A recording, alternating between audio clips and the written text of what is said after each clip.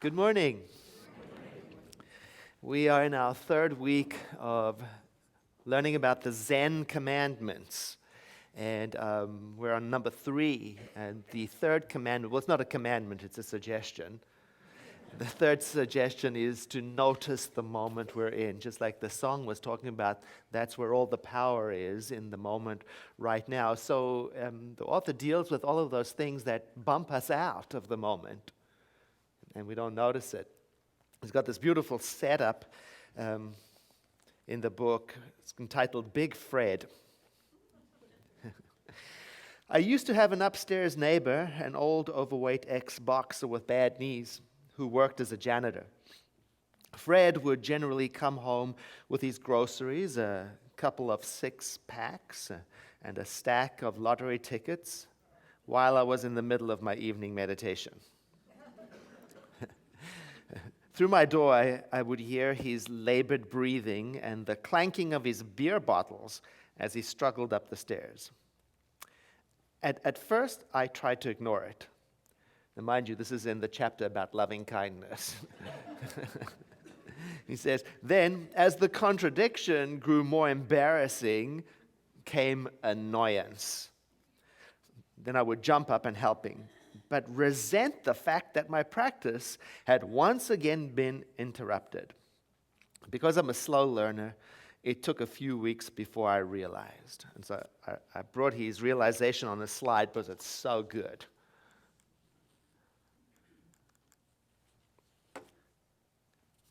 This is the practice. If I have to sit cross-legged on a cushion to experience boundlessness, that's a boundary. Hauling beer up the stairs is the meditation, and Big Fred is the teacher. Oh. You know, it reminds me of a story one of my teachers told me, and I try to remember the story at least once a year. It's the story of Sam in the ashram. There's this intentional community, imagine with me, probably just here in Sebastopol. And there's a group of people, and they're vegans, and they have a teacher, a guru, and they're trying to meditate and listen to the words of their teacher and eat mindfully. But there's this one person in the ashram, Sam, and he's just not getting it. He's that person in the class who's always raising his hands in the inappropriate time, asking the questions that don't seem to relate to the topic, and it's just driving everybody crazy. And he fidgets in the meditation. His cell phone goes off, and they're not supposed to have cell phones. And they're vegan, and they know he's frying up bacon outside of the... They know. They can smell it. And they don't understand why the guru isn't doing something about it. It's just becoming impossible to deal with. And so one day the guru goes shopping in Santa Rosa, and they see the opportunity. And they gather around Sam and say, Sam, you don't fit in here. You're not getting it. This isn't your thing. And the guru is too polite to tell you. So we're doing the kind of thing we're telling you. And Sam is astounded because he thought he was getting it. And he's crestfallen and he's heartbroken. And since he's hearing the message so strongly, he decides to pack up and go home. So he walks down the driveway of the intentional community and he waits for the bus. The guru comes back, drives onto the property, and gets out of the car. As soon as his foot touches the ground, he feels the shift in the force. And he says, "Where's Sam?" And they say, "We took care of it for you." He's there waiting for the bus. He's leaving. And the guru just goes running down the drive, and he gets to Sam and says, "Please, don't leave. We need you here in your current form. Because without you, we won't be able to practice our practice of keeping our hearts open and our minds centered on peace." Ooh. Do you have a Sam in your ashram? You're trying to get rid of him? when the authorities aren't paying attention. Oh, it's like the other story I love to tell about the yoga practice, the yoga studio with the flies and the noise. I was practicing yoga in Johannesburg, and it was in an apartment in downtown Johannesburg, and the yoga teacher, according to me, not very mindfully, left the windows open. So flies were flying in. And I could hear the traffic coming up, and here I was trying to be peaceful. So I complained about it, and she said, "That is very interesting."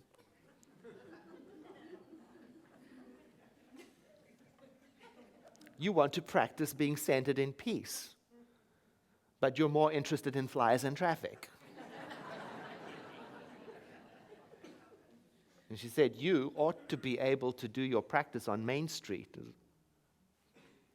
Oh. So there we have it. Noises and insects during meditation, irritating personalities, clanking sounds of beer bottles. These are the minor disruptions in the force field that bump us out of the moment. But there are other ones too, much bigger ones, that can have the same effect.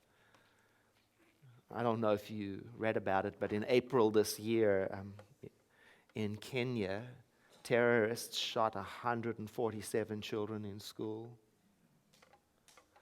And just more recently, on Thursday, bombing in Beirut killed, I think, 47 people and injured close to 200. And then even more recently in Paris, 200 or something dead from terrorism. And when things happen like this in their horrifying way, it is the exact time to not abandon practice. Because if I have to have a perfect world in order to practice my faith, then that's a boundary. A boundary that's going to prevent me from doing what I say I'm here to do. So I turn to the well-known quote of Mr. Rogers. This is very well known and so helpful. When I was a boy and I would see scary things in the news, my mother would say to me, "Look for the helpers. You will always find people who are helping." I learned at the center to pay attention to where I am looking. Because where I am looking is where my consciousness is planted, and consciousness is cause. It's not that we shouldn't look at the scary things, we should. It's just that simultaneously there are also noble, powerful, decent, beautiful, meaningful, moving things that also deserve notice. We still have to deal with the terrors of the world. But when we plant our consciousness in what is also simultaneously good, that's when we feed our courage and restore our confidence in life and bring ourselves back over and over and over again to what is worth cherishing. Love, not hate. In the presence of incredible wrongdoing, I think we have to be careful about what we let shape our minds.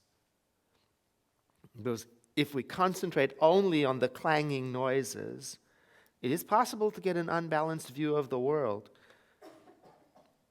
and even become like it. And we may even give our power away to that so that we reduce our effectiveness of dealing with it from love.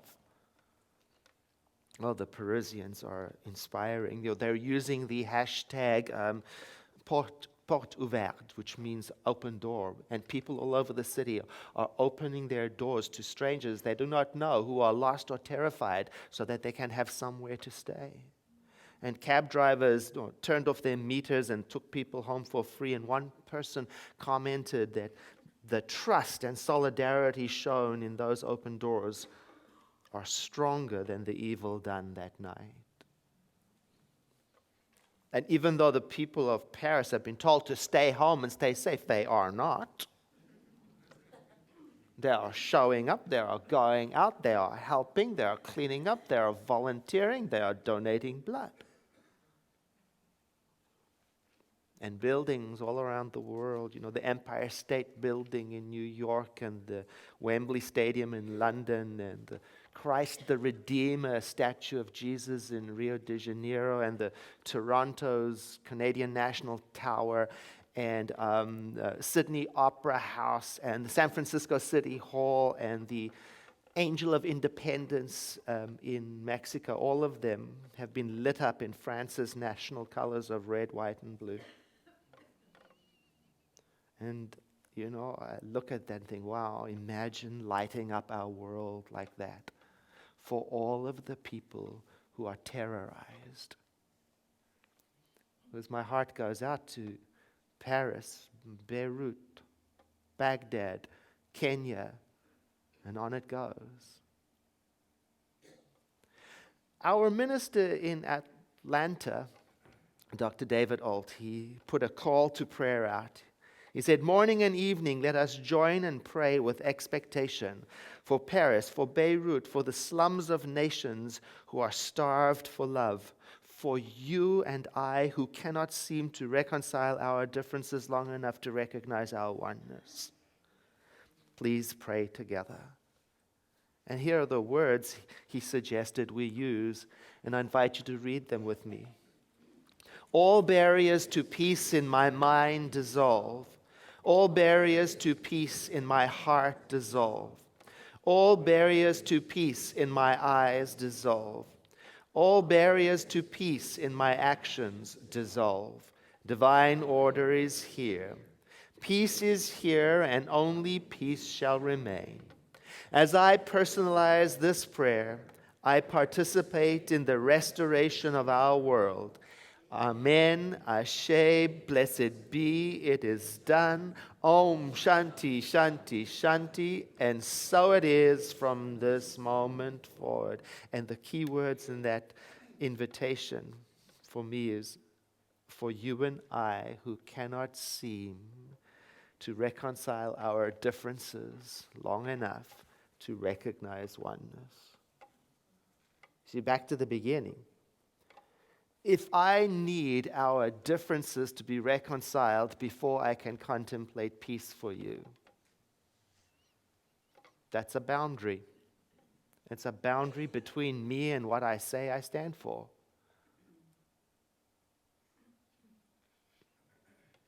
It's tough. Let's look at those three minor distractions we started off with this morning to see if we can learn from the evolutionary pattern of actions in them. Big Fred and his clanging beer bottles. First, ignore it. Then do something about it, but with resentment. And then finally, do something about it in the spirit of, this is my practice, as if it is my religion. Second incident, Sam in the ashram. First of all, try to ignore it. Work around the irritation. Then, look for openings to turn him into the enemy image and get rid of him when authorities are not paying attention. And then finally realizing, have to embrace him, not as the weakest link, but as part of what is. Or the noise and the insects in the yoga studio. First, be distracted and annoyed by it. Then complain about something that really cannot be fixed. Until finally, practice your practice, even if the circumstances are not yet perfect.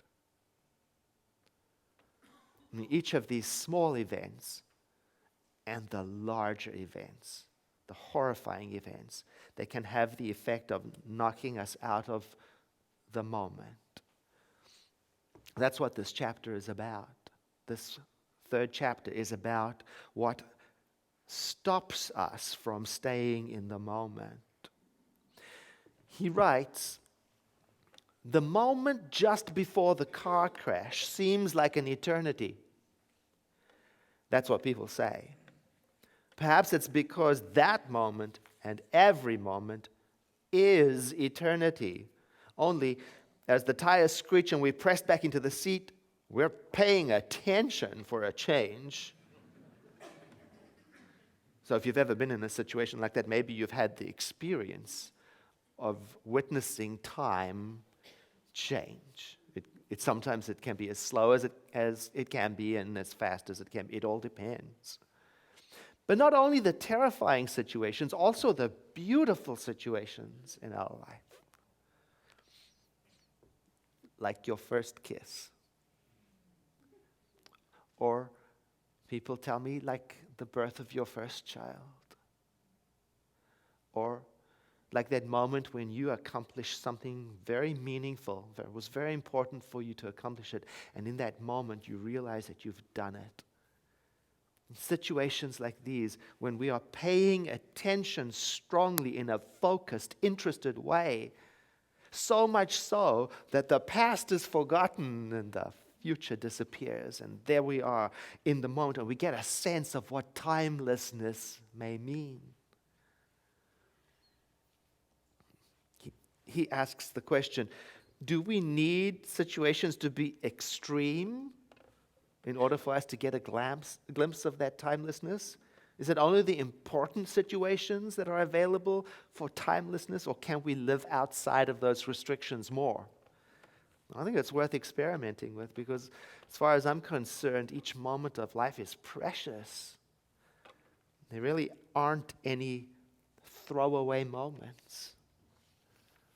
How could any one of us possibly ever experience boredom? He says we could start by changing some habits. The habits that distract us from the beauty of the moment. So the examples are, don't automatically turn on the music or the radio each time you get into the car. Don't automatically check your Facebook status every time you wake up. Don't automatically turn the TV on when you find yourself alone at home. Don't automatically read a newspaper when you're on the treadmill at the gym. Don't do whatever it is that you automatically do. Instead, interrupt automatic and become present, interested in whatever it is that is in front of you, even if it's a whole bunch of nothing. I was in a doctor's waiting room recently, and I got to see the different styles of waiting. There was one lady who clearly was very irritated and anxious and needed to get going, and kept on checking the clock and her watch in a very pointed way and then looking at the receptionist. There was another lady who was more resigned to the fact that she was going to be waiting, but she did it in a severe way.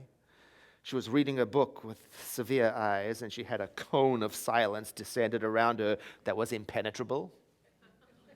And then there was a third lady, and she seemed to have a secret because she seemed so happy, and she was looking around at everything and everyone as if she had been given the task to take a mental inventory of everything that was in that room, as if she was trying to memorize everybody's faces like she was going to be asked later to identify them. And this lady reminded me, Edward, don't waste time. Don't waste it. Don't waste moments. Stay interested. Even if I'm waiting in line to check out somewhere, don't waste that moment. Be alive. Be conscious. Be present. Experience. Feel. See. Because sometimes I'm not like that. Sometimes I think of those moments between the big events of my life. They're like dead time. There's breakfast. Yum. Then I'm at the office, which is interesting and engaging. But what happened in between? I don't know. I missed it. I wasn't present. The author says, but what if there is no intermission in life and the show never stops? Then every single moment is the only moment. Are you there?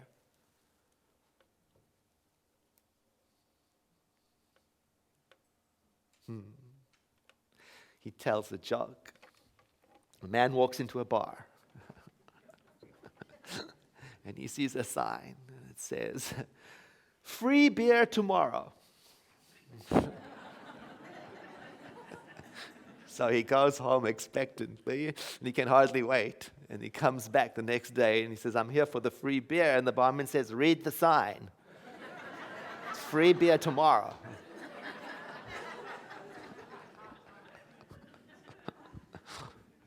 When I live my life for tomorrow, I often miss what's available today.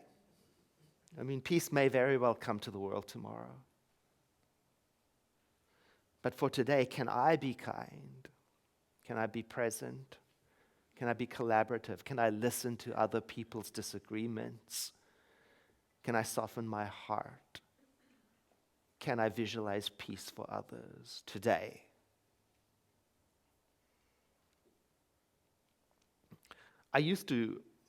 I think I was more interested in the present before.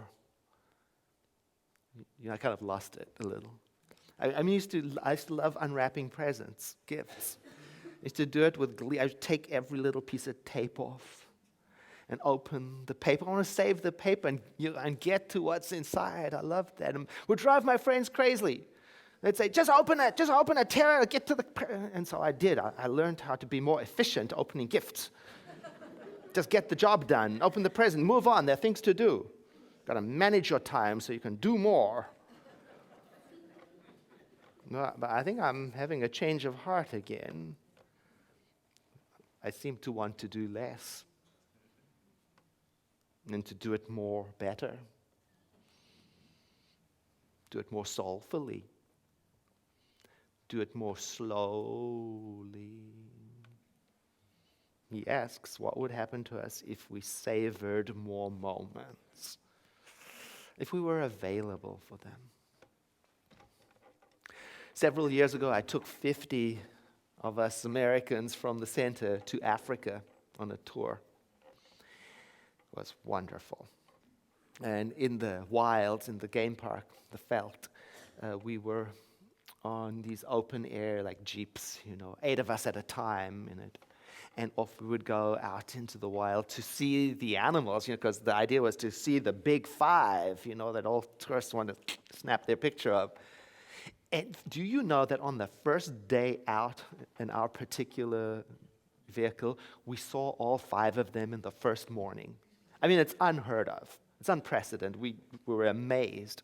So when we got back to camp, we had a little meeting and we said, what if tomorrow when we go out, we leave our cameras in camp? And we were like, whoa, I really don't know. But we agreed. We did. What an experience. Because we were not distracted by capturing and preserving and projecting, we could feel the wild. We could hear differently. Do you know that I remember that ride more vividly than I remember any of the photographs I took the day before? It's imprinted in me as an experience. Later, some of the people on the Jeep confessed that they had emergency cameras in their backpack. Isn't that cute? Just in case,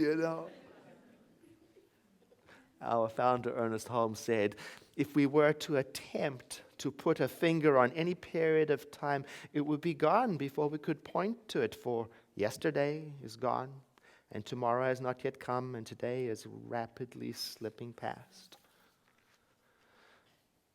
In other words, now is a moment we cannot locate.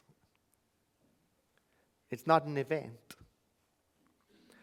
It's an experience. It's more like a feeling of being interested, present, watching, inwardly still. And it doesn't mean dropping out of life. And there isn't a kind of dullness or a lowering of aliveness, just the opposite. It's more aliveness.